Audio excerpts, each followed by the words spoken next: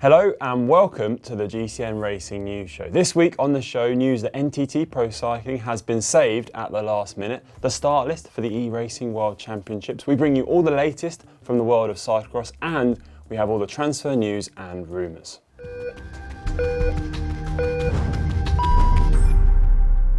The past week has definitely been one of transfers and team announcements, and the main news to emerge has been that NTT Pro Cycling will continue next season. Team principal Douglas Ryder confirms that ASOS will come in as a title sponsor, helping save the team, and in 2021 the World Tour squad will be known as Team Qhubeka ASOS. BMC will continue to be the bike partner, and the squad's estimated budget is reportedly going to be around €8 million.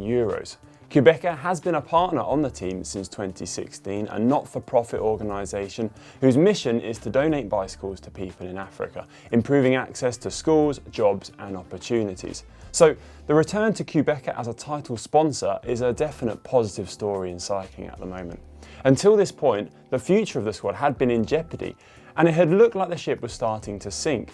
With the announcement coming in late November, it's clear that negotiations to secure NTT's place in the 2021 peloton went right down to the wire. NTT's riders were in the dark too. Current hour record holder Victor Campenaerts was said to be extremely relieved to stay as a World Tour pro with the squad into next year, but it seems other riders weren't willing to hold out and hope things would turn out okay.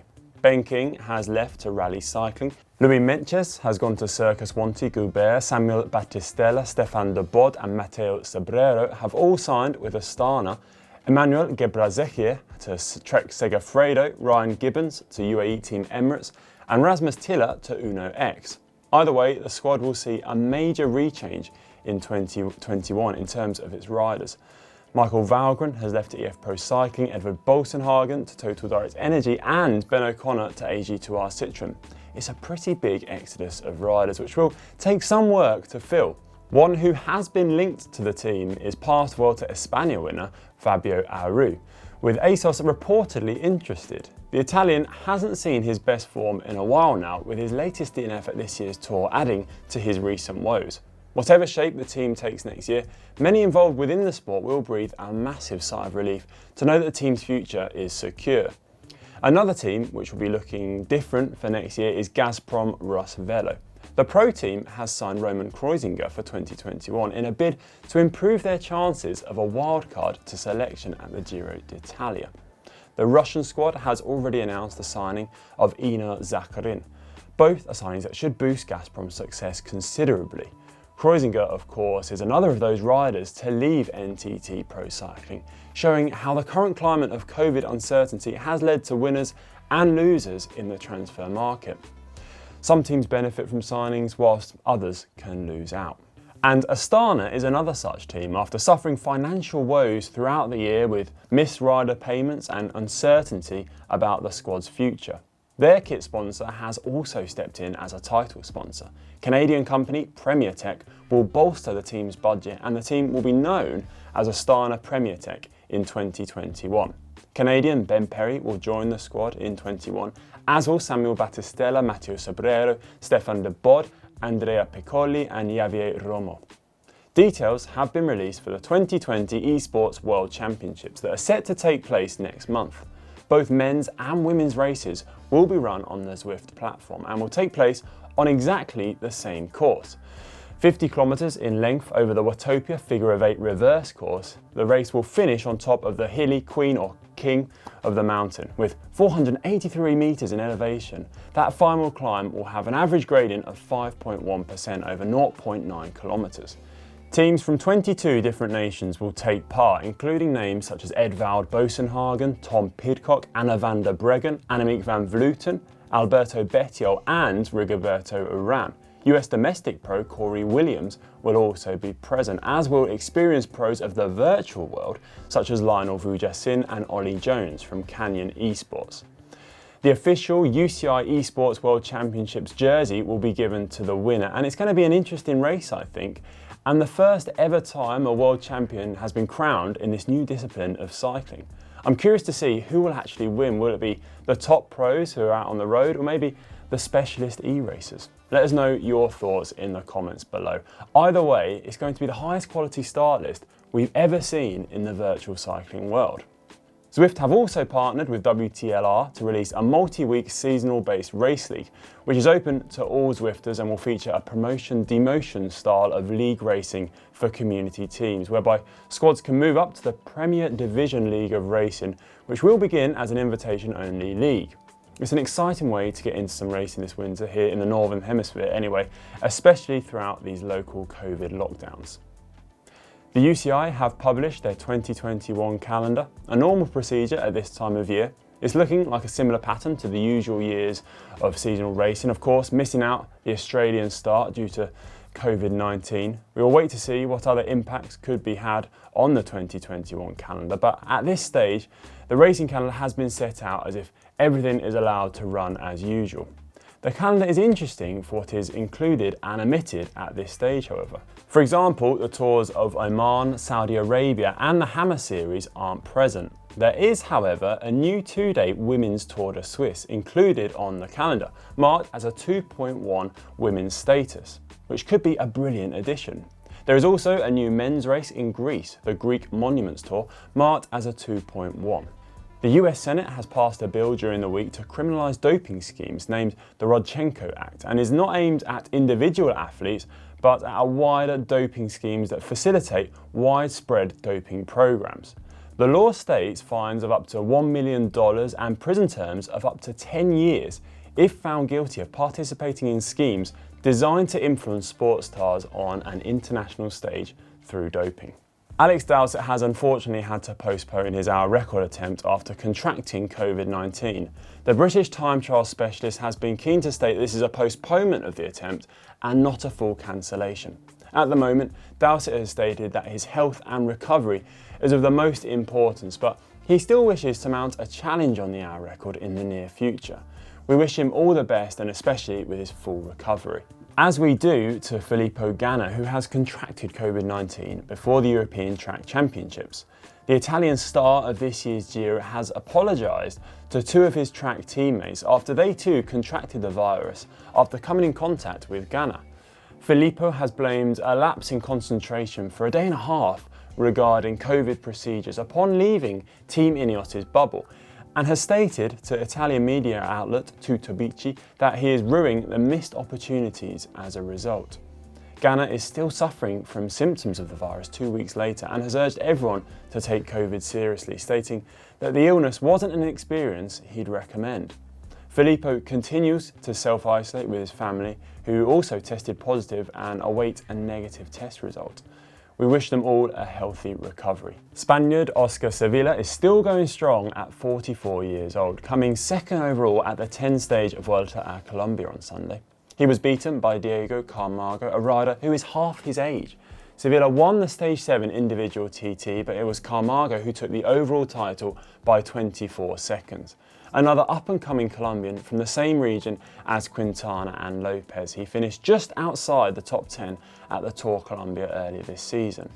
Still a few years to go though until he catches up with Sevilla, the Spanish rider who turned pro at the time when 47 current World Tour riders weren't even born. Lars Bak is set to manage the Women's Uno X team, which will aim to come straight into the Women's World Tour in 2022. Recently retired Bak is an experienced pro of close to 20 years and will be responsible for managing the project and assembling riders and staff throughout 2021.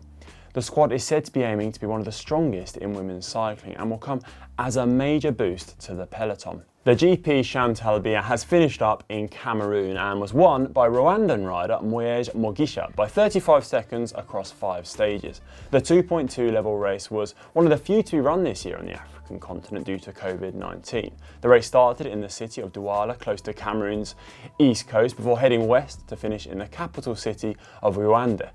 Eritrea have also added a new pro to its list of riders competing in the upper echelons of the sport. Nathaniel Testafastion has joined Italian squad Androni Giocati-Sidamek, signing for 2021 and 22. The 21-year-old Eritrean won the Tour of Rwanda earlier this season and joins from NTT Pro Cycling development squad. He will add to a growing list of riders from Eritrea in the pro peloton, including names such as Nathaniel Bahane, Emmanuel Gebrasihieh, Biniam Grime and Mahawi Kudos. The organiser of the French stage race, the Etoile de Bessèges, has sadly passed away after organising the event for 50 years. Roland Fongil created the race back in 1971 and saw the 50th running of the event early this year, which became a reliable fixture of the French calendar. He was hospitalised for a number of weeks after contracting COVID-19 before sadly passing away from the virus, and we send our condolences to his family and friends. Eleanor Baxted has resumed training again after spending a full 5 months in a leg cast, followed by an orthopaedic boot to fix a spiral fracture she sustained in a mountain biking crash back in May.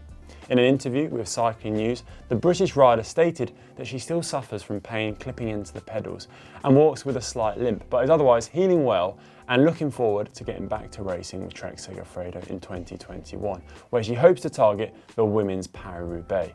Tell you what, I myself cannot wait for the addition of that race on the calendar, and we send all our best to Eleanor on her road to that race.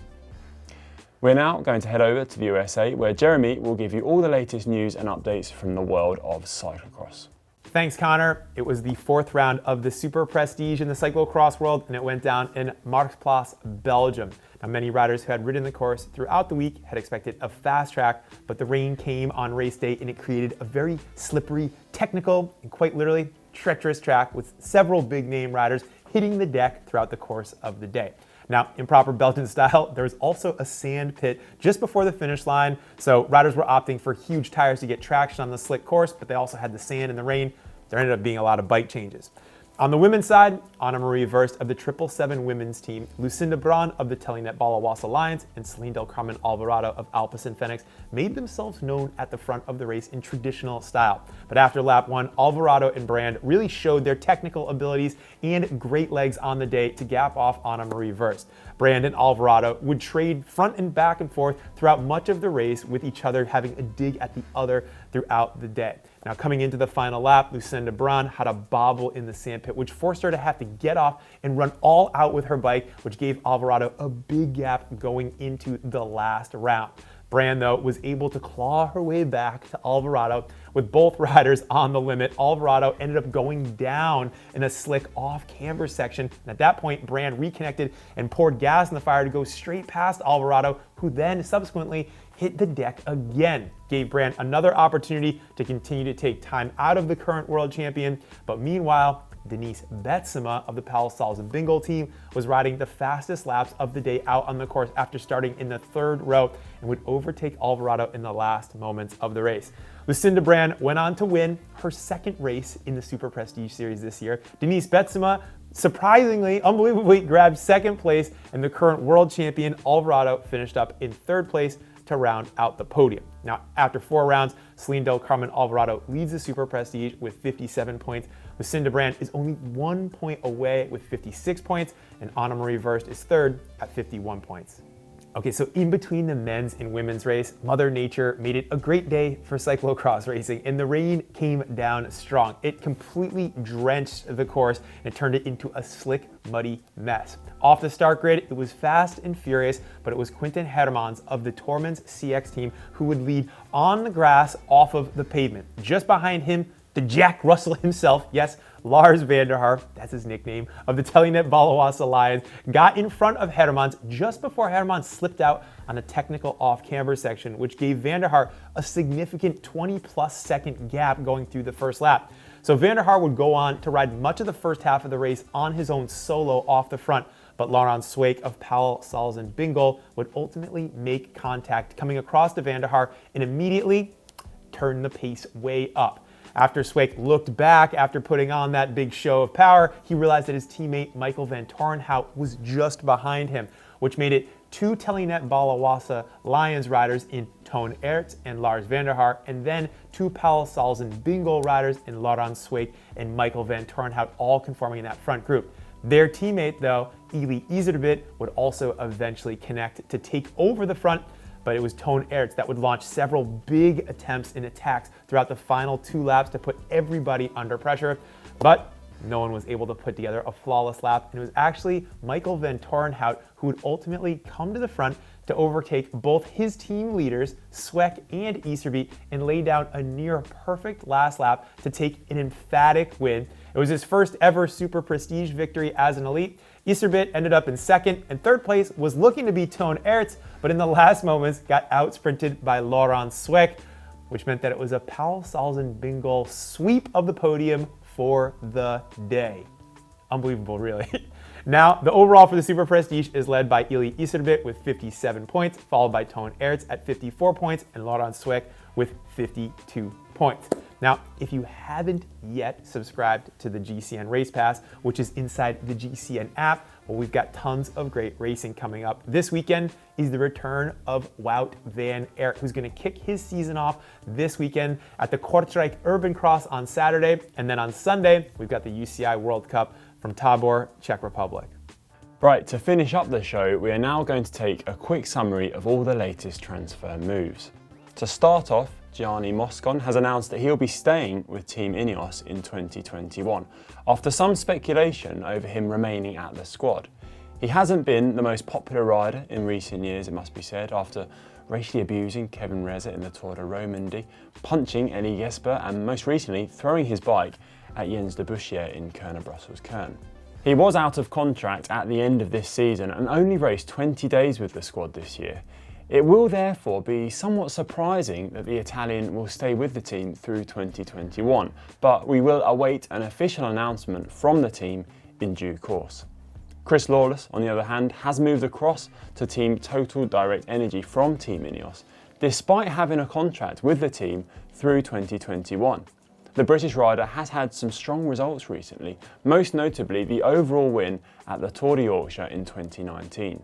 Aiolo Cometa, the team backed by Alberto Contador, have announced a spate of signings. The squad will be stepping up to pro team status after the backing of Italian broadband company Aiolo was secured. Mark Christian and John Archibald have signed for the team, Christian finally getting a pro team contract after losing out to the folding of Aqua Blue Sport back at the end of 2018. Samuel Rivi, Luca Paccioni and Vincenzo Albanese have also all secured contracts for 2021 at the Spanish squad. Peter Weening has retired. He was a pro since 2003 and won stages at the Tour and the Giro. One of the nicest guys that I've ever raced with actually, and he will be sorely missed. All the best in your retirement, Peter. And another rider to hang up the wheels, who has won stages at the Tour and the Giro too, is Lithuanian Ramonas Navadaskas. Just goes to show the difficulties of the cycling transfer market at the moment that riders of such calibre are choosing retirement. Jakub Mareczko will ride for Vini Zabu KTM next season, moving across from CCC. Dimitri Claes is rumoured to be heading to Team Quebeca Assos. Sylvain Dillier has gone to Alpecin Felix from AG2R. Track riders Alberto Torres and Sebastian Moya have extended with Movistar to see them through to the Tokyo Games. Argentinian Eduardo Sepulveda has left Movistar for Androni. Young Dane Jakob Egholm has completed Trek Segafredo's roster for 2021, moving up from Hagen's Burma Axion. Josef Cerny has signed for De Koning Quickstep. 3 New Zealanders at Michelton squad, Jack Bauer, Dion Smith and Sam Bewley, have all earned contract extensions. Georgia Williams has also extended at the Australian outfit, as have Bookwalter and Grimme. Gonzalo Serrano has joined Movistar from Caja Rural. Martin Lass has extended at Bora. And finally, Lotto Soudal ladies have signed Elise van der Sand and Silke Smulders. Right, that's about all we have time for this week. Thanks for watching as always, and I'll be back next week.